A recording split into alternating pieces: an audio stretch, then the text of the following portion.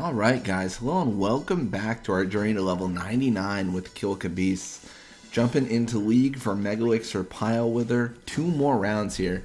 We are going against the Guado Goys, Ratso Fangs taking on the Kilika Beasts, and Luca Goers taking on the Owlbed Sykes. So we need to adjust our positions again here. I don't know, we kind of got like a running, I don't know if you call it a strategy or what, but we kind of have these like positions we throw our players in. Right now we're actually in the middle of trying to level up Larbite, so you're going to see normally on the start of a lot of these videos where Kulkin is pushed up to the frontline position and then Larbite is in the back line, and that's mostly because Larbite is, I mean what, he's like level 75 now? 74? He was level 73, he was like 7 levels below everyone else, and we're trying to correct that as we can. So we're leveling up Deem and Larbite in the back line. We probably actually need to change that up though too. As of now, I believe, I'm trying to remember, I think Deem is like level 82, 83, and then Kulkin's still like level 80. So we kind of need to swap the backlines out as needed. So number one thing, we need to level up Larbite. And we need to make sure we don't over level one of our defenders. Like it's keeping the balancing act at the core of it, you know? Like that's really what we're looking for.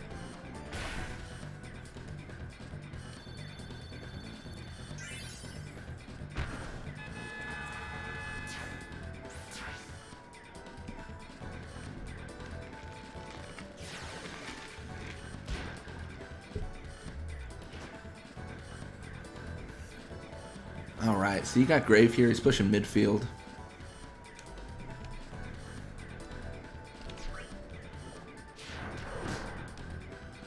He's gonna go for the shot, and I mean, the funny thing about this is, because it's an invisible shot, he could make it. Like, this is not actually unreasonable. Unless it goes to 0, but that is not happening.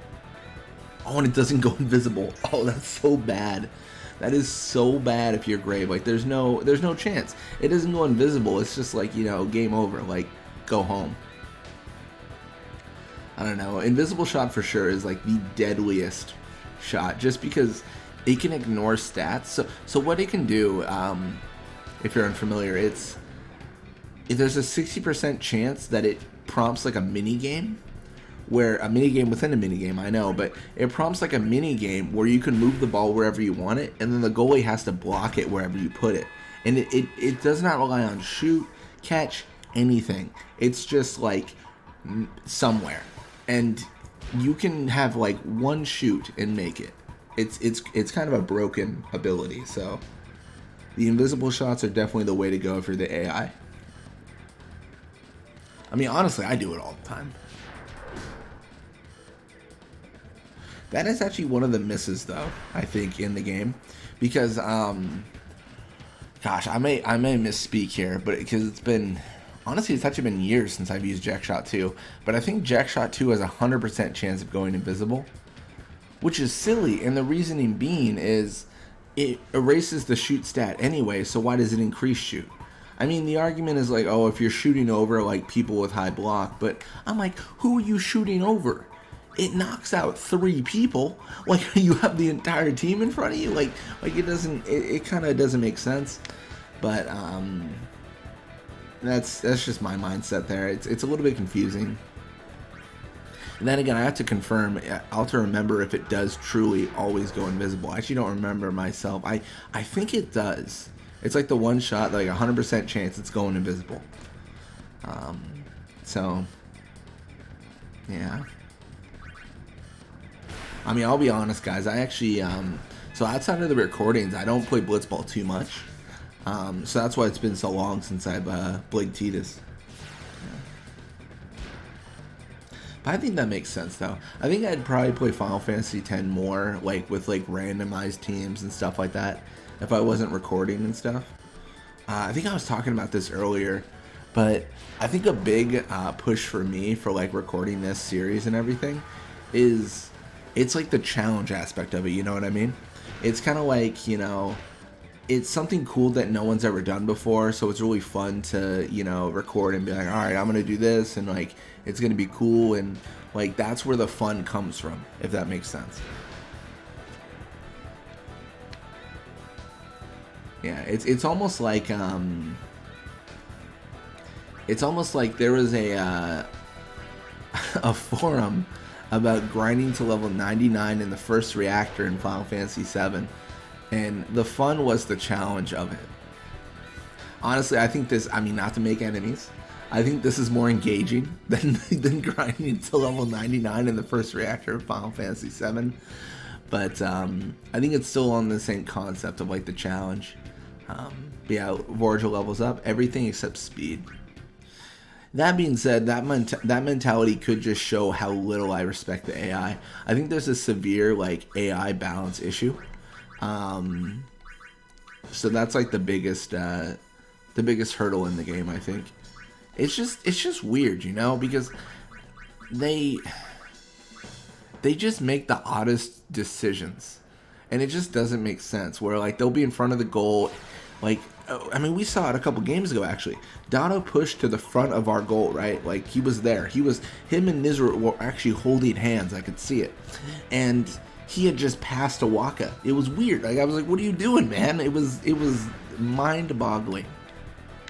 So stuff like that, you kind of gotta, honestly, you kind of gotta shake your head and you're just like, "What are you doing? Like, what is going on here?"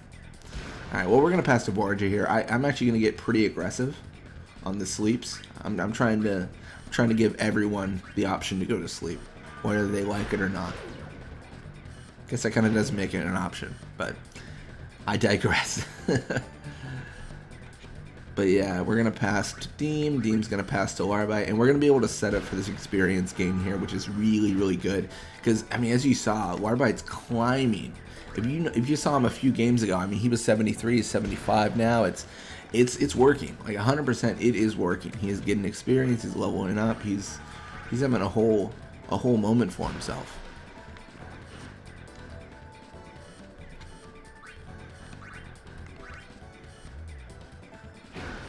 Yeah, the AI makes weird decisions.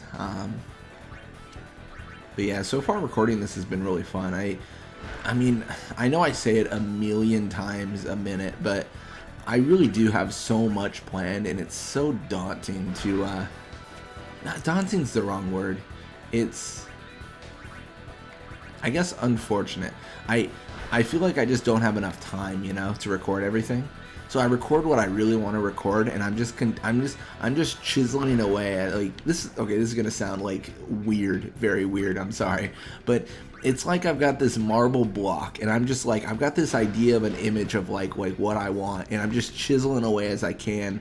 But I want to chisel faster, you know. I wanna be able to like form this like these ideas faster, and I can chisel. That was a very weird analogy, I'm aware, but I don't know. I just get really excited about it. Like I'm really into the journeys, and then I've got the let's plays, and I've got a lot of secret stuff I want to record. And some of it's not secret. I think the main mentality I take was so I recorded these things, right? Like I recorded the Orin room and stuff, and I recorded this content where I was like, all right, this thing exists. Like I think most people generally know about this thing. And the response I got, like, the one thing that blew me away was, like, the Seagull thing, the minigame. I was like, most people know this, but I realized, like, not everyone knows that. And I think it was just, you know, I'm obsessed with Final Fantasy X, if you couldn't tell from the 7,000 Blitzball games. So I feel like I assumed that people knew these things, and they don't, and that's why I want to like record it and be like, all right, this thing exists, like it's really cool, like this thing exists, it's really cool. And it's hard for me to remember what I want to record, so I also document it. Like I have like a Word doc of like video ideas, and then once I record them, I just delete them off the doc. It's just a notepad, you know, nothing crazy. My gosh, if I should have actually pulled it up before this so I could talk to you guys about what I had listed. Off the top of my head, I know I have more listed, but I want to figure out a way to improve like video quality and then record overdrives in 4K, including Seymour's. I want to show like what scanning all your party members looks like. I want to well, this isn't really a secret, but I want to try to summon like unsummonable Aeons in certain areas of the game. So like what it would be is and this might be more of a stream actually. is I would edit Anima or any other Aeon into my game, and then I would just try to summon them like throughout the game.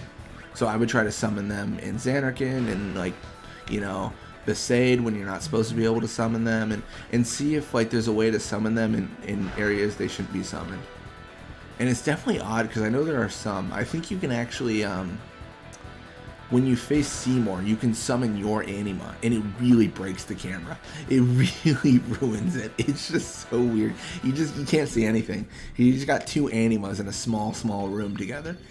It's very odd, but like cool stuff like that. I don't know. I've only got 5 minutes to talk about it on this half, but I've got a lot of ideas. But yeah, we're gonna have Deem level up more of everything actually, except speed and catch. But it's crazy how much they're leveling up. It's very impressive. So we 3-0 the Glories, Fangs 3-2 the Beasts, and Goers 4-3 the Sykes. And yeah, we are definitely the winners here.